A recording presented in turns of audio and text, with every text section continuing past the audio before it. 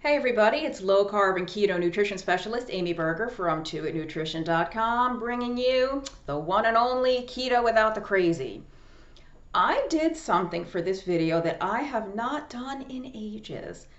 I made notes! Yay! I am back to making notes because I'm tired of forgetting critical things when I do videos. So I sat down this afternoon and for an hour made notes for like 5 different videos. So this is video 1 that I made notes for. Okay, where do I start? I very often get ideas for videos when I'm out walking. I love to go for long walks. In a former life, I was a runner. I hate running. I may or may not start it up again sometime this fall, but anyway, I love to go for very long walks. And it's October. I live in North Carolina. The leaves are starting to change a little more now. We're starting to see the red and the orange and the yellow, and it's so beautiful. This is my favorite time of year.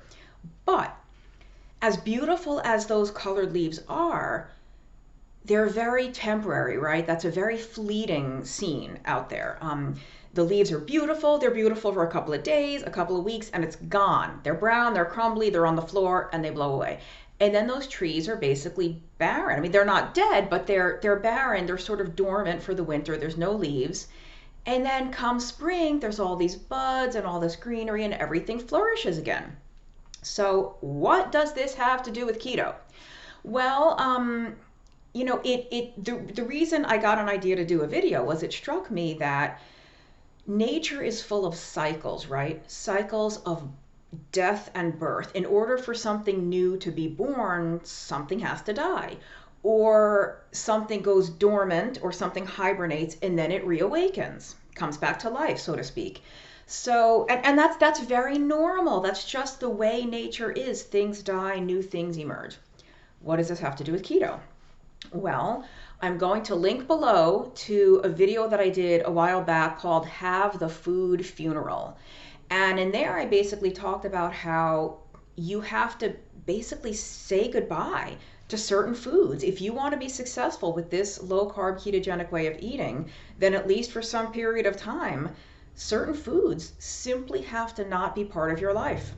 So you have to have that food funeral, mourn, grieve, go through that grieving process, leave those foods in the past. They are dead to you, so to speak.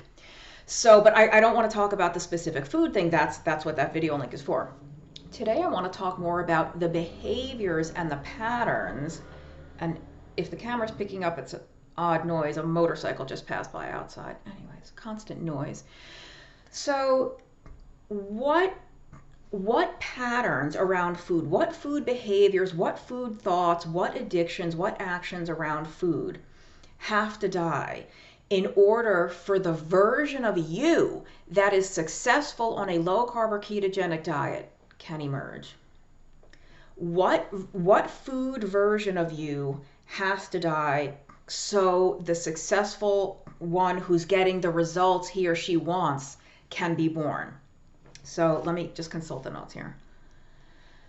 Yeah, if in order for the new successful you to emerge, whatever that success means, it could mean losing weight, it could mean losing more weight than you've already lost, it could mean reversing your type 2 diabetes, getting rid of your PCOS, your migraines, your gout, your metabolic syndrome, your hypertension, you name the thing, whatever the successful version of you on keto or low carb is in your own mind, whatever that version is, what other version or versions of you have to die to allow that new, healthier, maybe thinner, more vital, more vibrant person to come alive?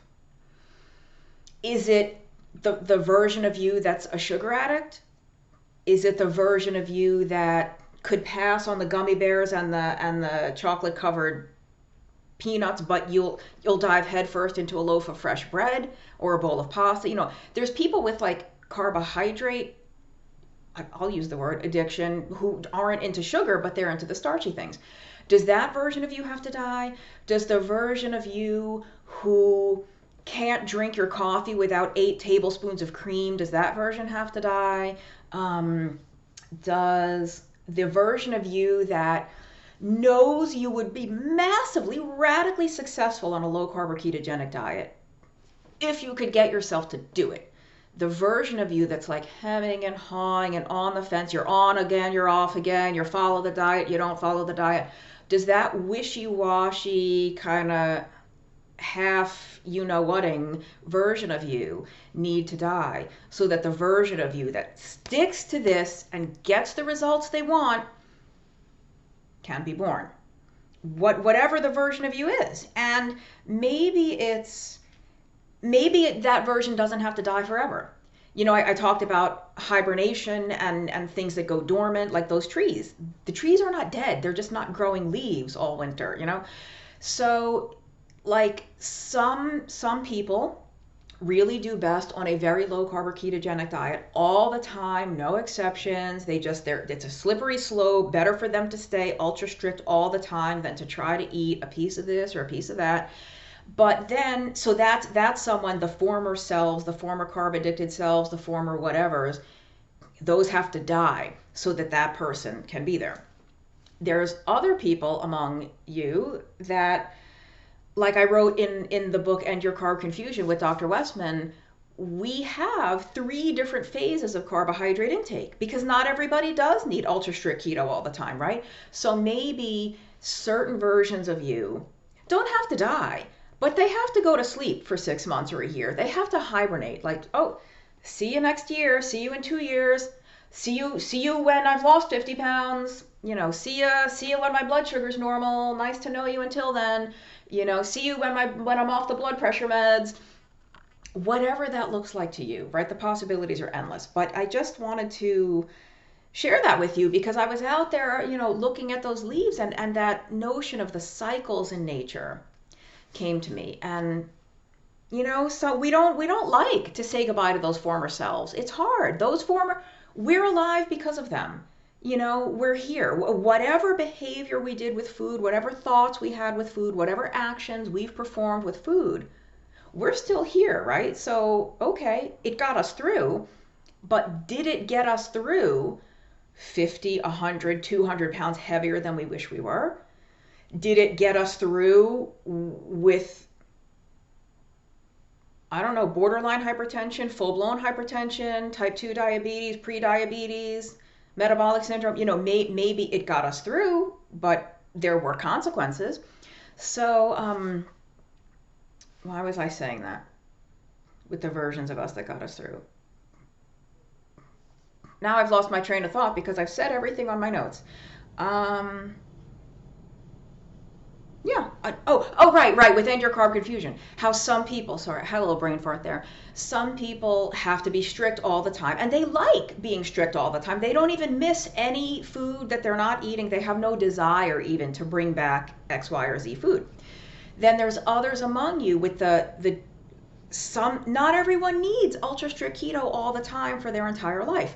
So we have like phase 2 and phase 3 in our book of higher carbohydrate threshold intakes.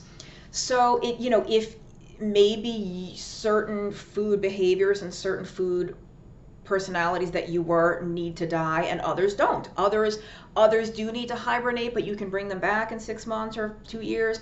You might have all your former food personalities that none of them has to die. Maybe they just all need to kind of take a rest while you do your thing for a while on keto. But then you very gradually and very carefully and systematically reintroduce the carbs the way we wrote about in the book so that you can see where your personal sweet spot is without triggering weight regain and without triggering diabetes to come back and all that stuff.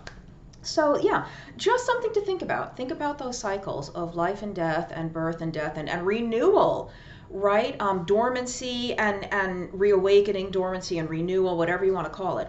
Just ask yourself, what versions of yourself regarding food behaviors and actions and thoughts have to die for the new successful you to emerge, the version of you that you know is in there, if you can just be faithful to the program, whatever program you're following. I mean, maybe it's Dr. Westman's page 4, maybe it's the phase 1 food list, maybe it's someone else's list. I don't care. Like, whatever you think is going to help you be successful, which versions of you have to say goodbye for a while in order for that version to be there. All right, that's it. Thank you for watching. I'm not 100% sure when our Cholesterol Made Simple Masterclass is coming out.